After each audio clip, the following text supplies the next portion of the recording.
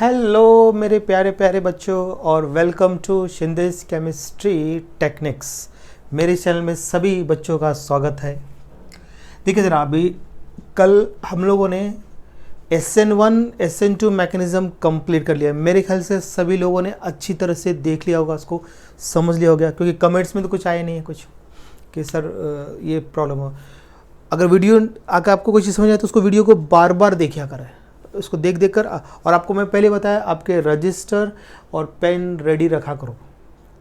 जब भी देखना है वीडियो तो रजिस्टर के आप एक रफ बना लीजिए पहले, और बाद में बैठ के फिर शाम को फर्स्ट टाइम रफ बना ले, बाद में फेयर किया करो, नोट्स बनाना शुरू करो। नोट्स बनाएंगे तभी आपका प्रोग्रेस होगा, नहीं तो नहीं होने वाला है। ठीक है, चलिए अब हम देखते हैं यहाँ पर factors influencing SN1 and SN2 mechanism. SN1 SN2 को फैक्टर कौन कौन सा अफेक्ट करते हैं वो हम देखते हैं यहाँ पर। ये जो पॉइंट्स है ना, ये MCQs के लिए बहुत ज़्यादा इंपॉर्टेंट है। MCQs करने के लिए काम आता है, बोर्ड में कम आएगा लेकिन MCQs में आपको ज़्यादा ये आने के चांसेस है इसके। ठीक है, देखिए पहला जो फैक्टर लिखा है मैंने, नेचर ऑफ सबस्ट्रेट। पहले इसको अच्छे से कर लेते हैं, फिर बाकी तीन ही फैक्टर आपके इसमें है बस। ठीक है, मैं बताता हूँ कैसे करना है। नेचर ऑफ सबस्ट्रेट मैंने लिख दिया है, नोट्स भी मिल जाएंगे आपको अच्छे से। तो पहले SN2 की बात करते हैं। SN2 सिंगल स्टेप प्रोसेस है, हम लोगों ने देखा हुआ। उसमें इंटरमीडिएट, उसमें क्या बनता है, ट्रांजिशन स्टेट, याद आ रहा है ना आपको। तो देखो, और वो जो कार्बन होता है वो पेंटा कोऑर्डिनेट कार्बन एटम होता है, याद है ना, 5 वैलेंसीज रहती है उसकी। तो the transition state of SN2 mechanism is penta coordinate and this crowded हो गया, highly unstable maximum energy condition state हो गया। And as a result SN2 mechanism is favoured in primary alkyl halides and least favoured in tertiary alkyl halide. मतलब उसका order रहेगा primary, secondary, tertiary. मतलब जितना कम branching होगा, मतलब जितना कम क्राउडिंग होगा, उतना ज़्यादा वो स्टेबल होगा। मतलब ट्रांजिशन स्टेट बहुत इंपॉर्टेंट है यहाँ पर। ट्रांजिशन, जितना आपका ट्रांजिशन स्टेट कम क्राउडेड होगा उतना ज़्यादा स्टेबिलिटी होगी उसकी। ये बहुत इंपॉर्टेंट पॉइंट है इसका, ठीक है ना। तो इसलिए इसका जो ऑर्डर जो है ना, प्राइमरी, सेकेंडरी, टर्शियरी होता है। तो SN2 में जो आप लेते हैं क्या, SN2 में क्या लेना है आपको, प्राइमरी सबस्ट्रेट मोस्ट स्टेबल रहेगा, फिर सेकेंडरी, फिर टर्शियरी। मतलब जितनी कम क्राउडिंग होगी उतना अच्छा रहेगा, इसलिए मैंने ये ऑर्डर बना के रख दिया, primary, secondary, tertiary alkyl halides. ठीक है ना। तो अभी उसके अंदर हम देखेंगे, अभी मतलब जितना क्राउडिंग रहेगा वो देखना पड़ता है। और ठीक है, अभी आपके इसके हिसाब से तो इतना ही है आपके टेक्स्ट के हिसाब से। ऐसे इसको थोड़ा सा नीट GT के हिसाब से थोड़ा और ज़्यादा करना चाहिए, लेकिन अभी आपके बोर्ड और CT के हिसाब से इतना सफिशिएंट है ये। तो क्या बोल रहा है कि ट्रांजिशन स्टेट जो होता है SN2 में वो पेंटा कोऑर्डिनेट रहता है, ठीक है ना, और क्या होता है, क्राउडेड होता है। As a result SN2 mechanism is favoured in primary alkyl halide. सबसे ज़्यादा फेवर करेगा प्राइमरी और सबसे कम करेगा टर्शियरी। मतलब प्राइमरी, सेकेंडरी, टर्शियरी, ये ऑर्डर याद, बाकी कुछ है नहीं। तो प्राइमरी में कम क्राउडिंग होती है, सेकेंडरी में ज़्यादा होती है, टर्शियरी में और ज़्यादा क्राउडिंग कम चाहिए यहाँ पर, ठीक है ना। तो ये क्लियर है, ज़्यादा हार्ड नहीं है। फिर SN1 की बात करते हैं। SN1 2 स्टेप में होता है, ये SN2 सिंगल स्टेप प्रोसेस है, और उसमें ट्रांजिशन स्टेट मेन है, मतलब रेट ऑफ रिएक्शन उस पर डिपेंड करता है, ऐसा बोल सकते हैं। मतलब कि प्राइमरी सबस्ट्रेट, ठीक है ना। SN2 की बात करते हैं। SN1 में क्या होता है, 2 स्टेप होता है। फर्स्ट स्टेप में क्या बनता है, कार्बोकेटाइन, और सेकंड स्टेप में न्यूक्लियोफाइल अटैक करता है, ठीक है ना।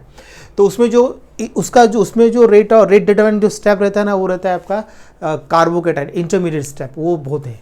मतलब आपका किस पे डिपेंड कर रहा है, कार्बोकेटाइन डिपेंड करता है। देखो, तो कार्बोकेटाइन कैसा होता है, sp2 हाइब्रिडाइज, प्लेनर और ट्राइगोनल, प्लेनर शेप है, 120 डिग्री उसका ज्योमेट्री, ये सब आपको याद रखना पड़ेगा। तो इसके 2 पॉइंट में, पहला पॉइंट लिख दिया मैंने, दूसरा पॉइंट आपको बताता हूँ मैं। अब planar carbocation is intermediate formed in SN1 reaction and it has no steric crowding. As a result SN1 mechanism is favored by tertiary alkylate and least favored by primary. मतलब इसमें टर्शरी, सेकेंडरी, प्राइमरी ये order होना चाहिए। Tertiary में कम है, क्योंकि इसमें देखेंगे अगर आप ये अभी हो गया ना, मैं इसको थोड़ा समझाता हूँ आपको, ज़रा इनको मैं हटा देता हूँ इसको। थोड़ा ये पॉइंट मैं आपका बिल्कुल ही क्लियर करना चाहूँगा मैं अभी, देख लीजिए।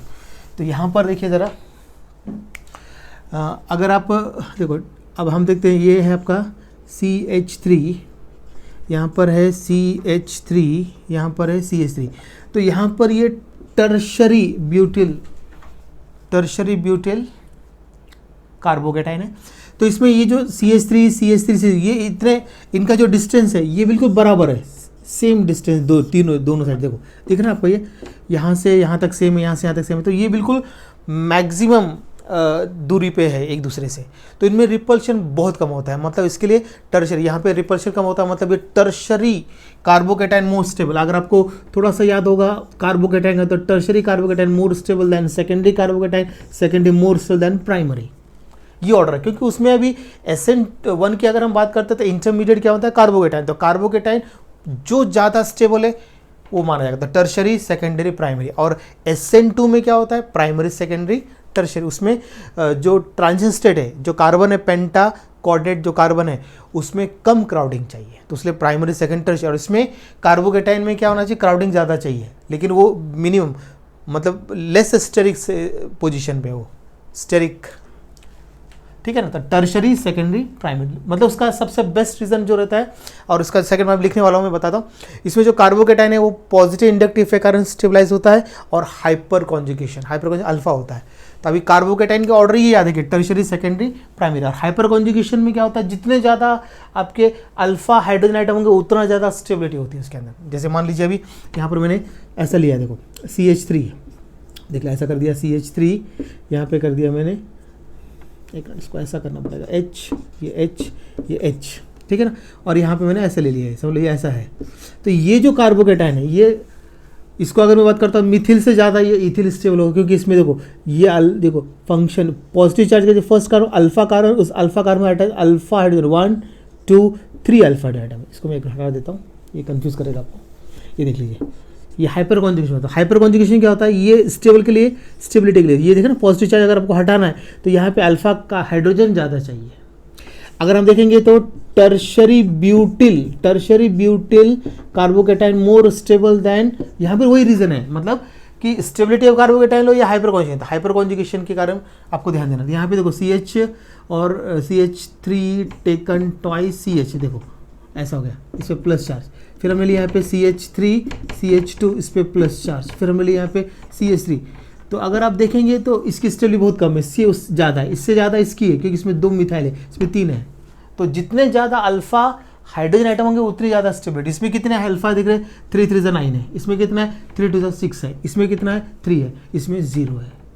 आई बात समझे, जितना ज़्यादा अल्फा आइटम होगा उतनी ज़्यादा। और अल्फा कैसे पहचाना है, पॉजिटिव चार्ज से attach carbon, first carbon alpha, तो इससे 1 हो सकता है, 2 हो सकता है, 3 हो सकते हैं, 4 नहीं हो सकता, ठीक है ना। फिर वो अल्फा नहीं, उसमें चार्ज ही नहीं आएगा, साइड आता चार्ज ही नहीं आएगा, 3 में चार्ज आएगा। तो यहाँ पे 3 हो सकते हैं, यहाँ पे 3 हो सकते हैं, बराबर है कि नहीं, ऐसा है। तो ये वो आगे का पॉइंट ही मैंने समझा दिया, अभी उसको मैं लिखता हूँ मैं, ये क्लियर हो आपका।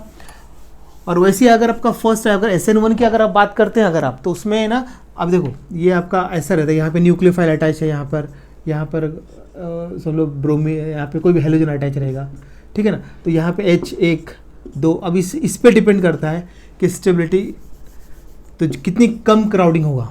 तो यहाँ पे भी क्राउडिंग कम है इसमें। अब मैं यहाँ पे CH रहता तो क्राउडिंग बढ़ गई, और CH और क्राउडिंग बढ़ गई, और CH और क्राउडिंग बढ़ गई। तो जितनी ज़्यादा क्राउडिंग बढ़ाते जाएंगे यहाँ पे ट्रांजिशन स्टेट में, ये SN2 की बात कर रहा हूँ मैं 2 पॉइंट पहले लिख चुका, उसको मैं एक्सप्लेन कर रहा हूँ। तो जितनी ज़्यादा अगर इसमें क्राउडिंग होगी उतना कम स्टेबल होते जाएगा, समझ आ रहा है कि नहीं, ये याद रखिए। तो मैं फिर से बता रहा हूँ, SN2 की बात करते हैं तो ट्रांजिशन स्टेट में जितनी कम क्राउडिंग होगी उतनी ज़्यादा स्टेबल होगा, उतना ज़्यादा आपका प्रोडक्ट फास्ट बनेगा। और SN1 की बात करते हैं तो उसमें कार्बोकेटाइन जितना ज़्यादा स्टेबल होगा तो वो होगा आपका पॉजिटिव इंडक्टिव इफेक्ट से और हाइपर कॉन्जुगेशन, जो अभी मैं लिखने वाला हूँ सेकंड पॉइंट उसका, ठीक है। अभी लिख के देता हूँ आपको। ओके, अभी देखिए सेकेंड जो पॉइंट मैंने आपको एक्सप्लेन किया वो मैंने बोर्ड पे लिख दिया है। क्या बोला है, the carbocation intermediate is stabilized by positive inductive effect. Positive inductive effect होता है जो इलेक्ट्रॉन को डोनेट करता है, ऐसे एटम या ग्रुप जो इलेक्ट्रॉन को डोनेट करते हैं उसको बोलते हैं पॉजिटिव इंडक्टिव इफेक्ट। ध्यान देना, ऐसे एटम या ग्रुप जो इलेक्ट्रॉन को डोनेट करते हैं उसको बोलते हैं पॉजिटिव इंडक्टिव इफेक्ट, ठीक है ना। And also by hyperconjugation effect. Hyperconjugation में क्या होता है, पॉजिटिव चार्ज से अटैच कार्बन अल्फा और उससे अटैच हाइड्रोजन अल्फा, जितने ज़्यादा अल्फा हाइड्रोजन एटम होंगे उतना ज़्यादा स्टेबल होता है हाइपर कॉन्जुगेशन में। As a result SN1 mechanism is the most favored in tertiary alkyl and least favored in primary alkyl। तो उसका ऑर्डर क्या हो जाएगा, टर्शरी सेकेंडरी प्राइमरी alkyl। उसके एक छोटा सा ये पॉइंट बनाया कि SN1 रेट इंक्रीजेस। देखो तो SN1 कैसा इंक्रीज होगा आपका, प्राइमरी मिथिल लिया, मिथिल इथिल प्रोपिल ब्यूटिल ऐसा करके लिया है। तो प्राइमरी मिथिल हेलाइड, फिर प्राइमरी सेकेंडरी टर्शरी, फिर उधर से टर्शरी सेकेंडरी प्राइमरी होगा SN2 को, ठीक है ना। SN2 के लिए ऐसा होगा, जितना प्राइमरी, अगर हम SN2 तो प्राइमरी सेकेंडरी टर्शरी, SN1 का होता है टर्शरी सेकेंडरी प्राइमरी, बराबर है। ये आपको याद रखना है, ये आपके बुक में दिया हुआ है, ठीक है ना। तो मतलब अभी इसका अगर हम देखते हैं नेचर ऑफ, जो हमने देखा है सबस्ट्रेट की अगर हम बात कर रहे हैं, या फिर नेचर ऑफ सबस्ट्रेट मतलब अल्किल हैलाइड, उसकी जगह हम लिख सकते हैं नेचर ऑफ अल्किल हैलाइड। तो अगर हम SN2 की बात करते हैं तो उसमें देखना है ट्रांजिशन स्टेट। ट्रांजिशन स्टेट में जितना कम स्टेरिक हिंड्रेंस होगा उतना ज़्यादा स्टेबल, मतलब उतना फास्ट रिएक्शन होगा, उसका ऑर्डर होगा प्राइमरी सेकेंडरी टर्शरी। और SN2 की बात करते हैं तो उसमें इंटरमीडिएट क्या बनता है, कार्बोकेटाइन। कार्बोकेटाइन जितना ज़्यादा स्टेबल होगा उतना ज़्यादा फास्ट होगा आपका SN1 मैकेनिज्म, या वो SN1 रिएक्शन उतना फास्ट होगा। तो उसका ऑर्डर टर्शरी सेकेंडरी प्राइमरी होगा। वो उसकी स्टेबिलिटी हम किससे एक्सप्लेन करेंगे, post inductive effect and hyper conjugation. समझ आ रहा है। तो ये हो गया पूरा, ये फर्स्ट फैक्टर आपका कंप्लीट हो गया। नोट डाउन कर लीजिए, सेकंड बताता हूँ। ओके, अब देखते हैं सेकंड फैक्टर। सेकंड फैक्टर है न्यूक्लियोफिलिसिटी ऑफ रिएजेंट। न्यूक्लियोफाइल का फुल नॉलेज होना चाहिए, मैं आपको थोड़ी देर बताता हूँ। अभी पहले देखते हैं न्यूक्लियोफाइल का क्या होगा। देखो अभी अगर हम क्या बात कर रहे हैं, SN2 की बात करते हो, तो यहाँ पर मतलब जितना पावरफुल न्यूक्लियोफाइल होगा उतना फास्ट रेट ऑफ रिएक्शन होगा, उतना फास्ट रिएक्शन होगा, ऐसा बोलेंगे हम लोग। More powerful nucleophile attacks the substrate faster and favours the SN2 mechanism. SN2 में न्यूक्लियोफाइल पहले अटैक करता है, वो 2 स्टेप नहीं, वो सिंगल स्टेप प्रोसेस है। और SN1 2 स्टेप है। तो फर्स्ट स्टेप में अगर हम देखेंगे SN1 की, तो फर्स्ट स्टेप में कार्बोकेटाइन बनता है, तो वो स्लो स्टेप होता है। स्लो स्टेप न्यूक्लियोफाइल अटैक ही नहीं करता है, तो सेकेंड स्टेप में अटैक करता है। तो SN1 में आपको याद रखना न्यूक्लियोफाइल वीक होगा, और SN2 में स्ट्रॉन्ग न्यूक्लियोफाइल यूज करना पड़ेगा आपको। हो गया पहला पॉइंट। दूसरा देखो, the rate of SN1 mechanism is independent of nature of nucleophile, and nucleophile does not react in slow step of SN1 and it waits the carbocation intermediate is formed and react fast with it. तो मतलब ऐसा बोलेंगे कि SN2 में strong nucleophile use होता है और SN1 में वीक न्यूक्लियोफाइल यूज होता है। क्लियर है, आएगा आपको। तो ये आपको थोड़ा सा आपको आना चाहिए, तो इसको नोट डाउन कर लीजिए। फिर मैं अभी आपको बताने वाला हूँ पूरा न्यूक्लियोफाइल क्या होता है, उसका फुल इन्फॉर्मेशन आपको देता है, उसका कैसे न्यूक्लियोफिलिसिटी होता है। न्यूक्लियोफाइल में क्या होता है, न्यूक्लियोफिलिसिटी वो प्रोसेस है वो, ठीक है। कर लीजिए इसको नोट डाउन। ओके, अब हम लोग क्या करने वाले हैं, न्यूक्लियोफाइल का फुल इन्फॉर्मेशन आपको देने वाला हूँ मैं अभी। अब यहाँ मैं पूरा एकदम डिटेलिंग पूरा करके देता हूँ, फिर आपको कहीं भी न्यूक्लियोफाइल है तो प्रॉब्लम नहीं आएगा। न्यूक्लियोफाइल्स क्या होते हैं, they are electron rich species which can donate a pair of electron to other substrate. ऐसे स्पीसीज, ऐसे एटम या ग्रुप जो इलेक्ट्रॉन पेयर को डोनेट करते होंगे, उसको बोलते हैं कि हम लोग न्यूक्लियोफाइल्स। न्यूक्लियोफाइल्स को NU से डिनोट करते हैं। कैसे डिनोट करते हैं न्यूक्लियोफाइल्स को, याद रखना है NU माइनस, ऐसे डिनोट करना है न्यूक्लियोफाइल को NU माइनस से। और न्यूक्लियोफाइल 2 टाइप के होते हैं, ये डेफिनेशन लिख दी मैंने। They are electron rich species which can donate electron pairs to other substrate. अब ये 2 टाइप के, एक नेगेटिव न्यूक्लियोफाइल्स और दूसरा न्यूट्रल। नेगेटिव न्यूक्लियोफाइल्स में नेगेटिव, जैसे कि हाइड्राइड, जैसे कार्बोनाइन, क्लोराइड, ब्रोमाइड, साइनाइड, हाइड्रोक्साइड, जितने भी नेगेटिव चार्ज है कुछ प्रॉब्लम नहीं है। तो नेगेटिव चार्ज का मतलब इसके पास एक इलेक्ट्रॉन पेयर होता है, ये इलेक्ट्रॉन पेयर है, ये इलेक्ट्रॉन पेयर इसके पास, इसके पास इलेक्ट्रॉन पेयर है, इसके पास इलेक्ट्रॉन पेयर है, ये इलेक्ट्रॉन पेयर डोनेट करते हैं। ये ध्यान रखना है भी आपको, इलेक्ट्रॉन पेयर यानी इधर होगा इलेक्ट्रॉन पेयर, ये ऐसा इलेक्ट्रॉन पेयर। माइनस साइन का मतलब होता है इलेक्ट्रॉन रिच स्पीसीज, मतलब उसके पास एक इलेक्ट्रॉन पेयर है वो डोनेट करेगा। लोन पेयर नहीं बोलना, इलेक्ट्रॉन पेयर बोलना उसको, ठीक है ना। उसके न्यूट्रल में क्या होता है कि सेंट्रल आइटम का लोन पेयर होना, जैसे कि अभी यहाँ पे अल्कोहल में सेंट्रल आइटम ऑक्सीजन, इसके 2 लोन पेयर है ऑक्सीजन के पास। अब ईथर में देखो जो ऑक्सीजन इसके 2 लोन पेयर है। अमोनिया में जो सेंट्रल आइटम नाइट्रोजन इसके 1 लोन पेयर है। वाटर में ऑक्सीजन है, उसके 2 लोन पेयर है। मतलब इलेक्ट्रॉन रिच स्पीसीज में क्या होता है कि लोन पेयर फॉर्म रहता है। न्यूट्रल मॉलिक्यूल, न्यूट्रल न्यूक्लियोफाइल्स की बात करो, न्यूट्रल न्यूक्लियोफाइल्स में लोन पेयर, वो भी कंडीशन आता है सेंट्रल एटम गैस होना चाहिए, आजू बाजू नहीं होना चाहिए। सेंट्रल एटम गैस, ये भी ज़रा ध्यान देना, मेरे शब्दों पे ध्यान दो। Central atom gas lone pair होना चाहिए। जनरली आपके सिलेबस में ऑक्सीजन और नाइट्रोजन कंटिन्यू होता है, ऑक्सीजन सेंट्रल एटम होना चाहिए और नाइट्रोजन सेंट्रल एटम होना चाहिए, ध्यान रहेगा ना, oxygen and nitrogen central atom. ऐसे स्पीसीज को, क्योंकि ऑक्सीजन के पास 2 लोन पेयर होते हैं और नाइट्रोजन के पास 1 लोन पेयर होता है। लोन पेयर मतलब होता है कि अनशेयर्ड पेयर ऑफ इलेक्ट्रॉन, मतलब मॉलिक्यूल बनेगा जो बचे हुए इलेक्ट्रॉन या एक्स्ट्रा इलेक्ट्रॉन, ठीक है ना। हम बोल सकते हैं रिजर्व पर रखे हुए इलेक्ट्रॉन्स, ऐसा है ना। चलिए ये हो गया, 2 टाइप हो गए। अब मेन, अब कुछ पॉइंट्स जो आपको ध्यान रखना है, ये जो पॉइंट्स है आपके ग्रीन कलर के बॉक्स में दिए हुए आपके टेक्स्ट बुक में। देखिए पहला क्या बोला है, negative charge nucleophile is more powerful than it's conjugate acid. जैसे मैंने बोला कि OR माइनस और एल्कोहल, एल्कोहल का H निकलेगा तो माइनस चार्ज आएगा। तो ये जो है नेगेटिव चार्ज स्पीसीज, अब ये न्यूट्रल है, ये नेगेटिव, तो नेगेटिव चार्ज स्पीसीज ज़्यादा क्या होगा आपका, ज़्यादा न्यूक्लियोफाइल होगा, वो पावरफुल न्यूक्लियोफाइल होगा। अगर हम दोनों ये भी दोनों की बात कर रहे हैं हम, इसकी और इसकी, ठीक है ना, तो इसने H डोनेट कर चुका है ये, ठीक है ना, H डोनेट कर चुका है, ये न्यूट्रल है, तो ये H डोनेट कर चुका है, इसमें नेगेटिव चार्ज आएगा, तो ये नेगेटिव चार्ज ज़्यादा स्ट्रॉन्ग क्या रहेगा, न्यूक्लियोफाइल देन अल्कोहल। तो यहाँ पे लिखा है इट्स एसिड बेस, पढ़ा होगा आपने, ये डोनेट करेगा तो ये एसिड होगा, उधर से फिर वो एक्सेप्ट करे तो कॉन्जुगेट एसिड बेस पेयर पढ़ा होगा, तो वहाँ से कनेक्ट है वो, इसलिए कॉन्जुगेट एसिड लिखा है। मतलब यहाँ पे याद रखना कि अगर न्यूट्रल मॉलिक्यूल है और उसी का अगर नेगेटिव चार्ज स्पीसीज बनता है तो ज़्यादा पावरफुल न्यूक्लियोफाइल होगा। क्लियर है बिल्कुल, कर लीजिए इसको नोट डाउन। ओके, अभी नेक्स्ट पॉइंट देखते हैं क्या बोल रहा है। अब देखो हम लेफ्ट टू राइट जाएंगे, मतलब किसी भी पीरियड में जाएंगे तो क्या होगा, उसके जो डोनर आइटम होगा, नाइट्रोजन हो सकता है या फिर ऑक्सीजन होगा, कुछ ना कुछ तो होगा donor atom.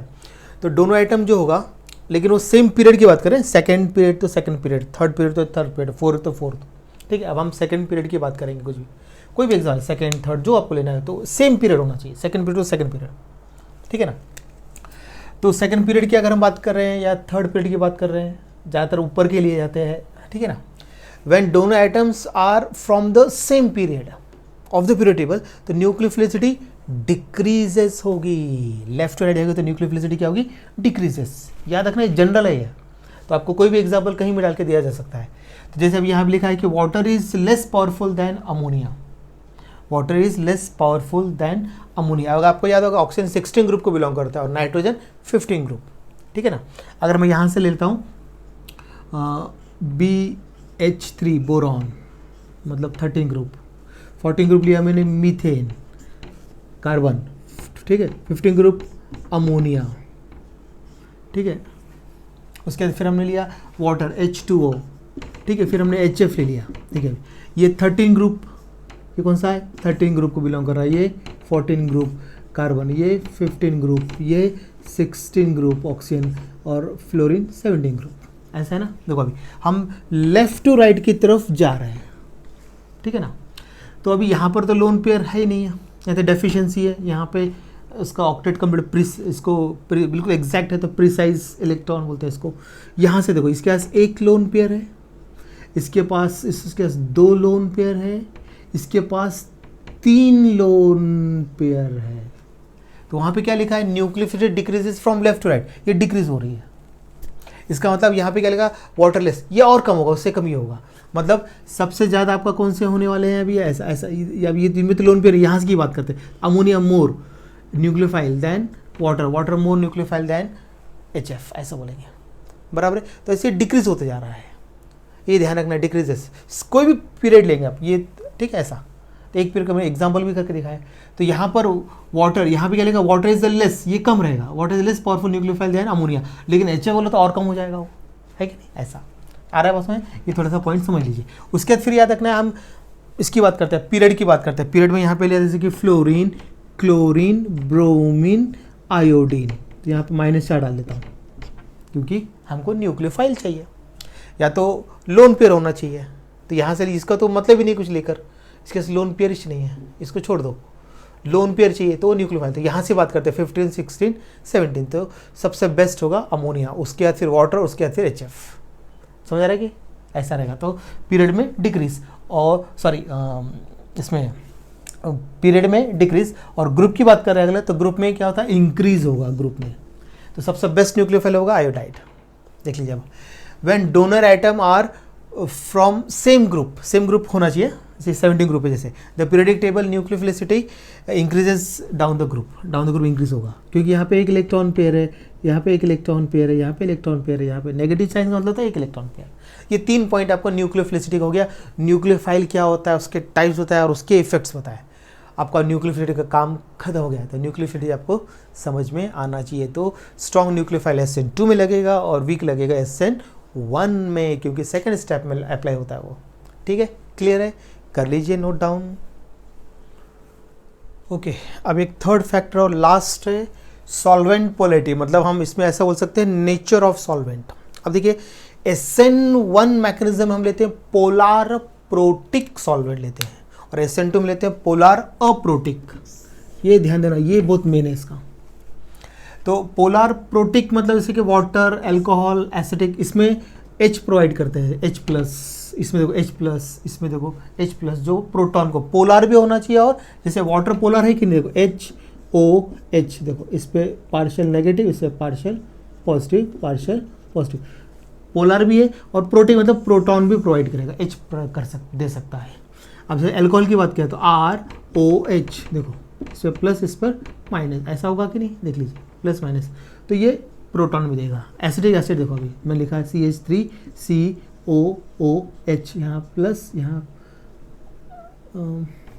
Double bond O ऐसे लिखना पड़ेगा इसको, OH, यहाँ पे माइनस और यहाँ पे प्लस, ऐसा स्टेप से, तो आपको H प्रोवाइड करती है। ये पोलार प्रोटिक, पोलार भी होना चाहिए और प्रोटॉन भी प्रोवाइड, उसको बोलते हैं। तो ये क्या करते हैं, जब हम लोग रिएक्शन करते हैं, ठीक है, जब रिएक्शन करेंगे तो जैसे हमने लिखा अल्काइल हैलाइड लिया, हमने अल्काइल हैलाइड लिया, तो वाटर क्या करेगा, इसको घेर लेगा, ये स्प्लिट होगा, तो हैलाइड मिल गया आपको। तो अब वाटर क्या करेगा, इसे भी HO ऐसा इसको कवर कर लेता है, इसको ऐसा देखो, इसको पूरा घेर लेगा ऐसा, देखिए इस टाइप से, ये देखो ये H, ये O, ये H, यहाँ पे H, ये O, ये H, यहाँ प्लस या माइनस, ऐसे डाल देता हूँ फटाफट चार्जेस, ये देखिए घेर लिया।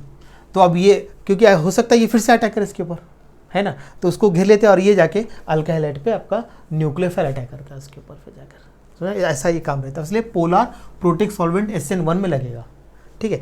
अब हम SN2 की बात करते हैं, अब हम किसकी बात करते हैं, SN2 की। SN2 में क्या होता है, आप लेते हैं पोलार अप्रोटिक, मतलब पोलार तो होना चाहिए और साथ में क्या होना चाहिए, प्रोटॉन नहीं देना चाहिए। अप्रोटिक मतलब प्रोटॉन नहीं रहता, नो प्रोटॉन। अप्रोटिक मतलब होता है नो प्रोटॉन, नो प्रोटॉन, इसलिए अप्रोटिक। पोलार मतलब चार्जेस, यहाँ पे क्या होंगे, चार्ज होंगे, चार्ज होना चाहिए, और प्रोटॉन, नो प्रोटॉन होना चाहिए। यहाँ पर क्या होगा, चार्ज होगा, पोलार मतलब चार्ज, और प्रोटिक मतलब प्रोटॉन प्रोवाइड करना चाहिए, प्रोटॉन होगा उसके पास, ऐसा रहता है मीनिंग। जैसे DMSO मतलब इसका मीनिंग रहता है इसका डाइमिथाइल सल्फोऑक्साइड, इसका पूरा नाम क्या हो जाएगा, डाइमिथाइल सल्फोऑक्साइड, सल्फोऑक्साइड।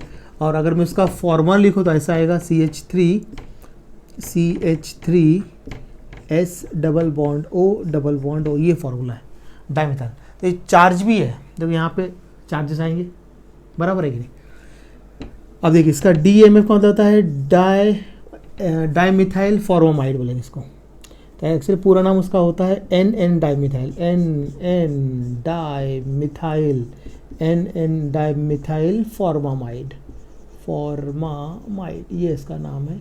और इसका स्ट्रक्चर ऐसा होना चाहिए, यहाँ पर NN डाइमिथाइल फॉर्मामाइड,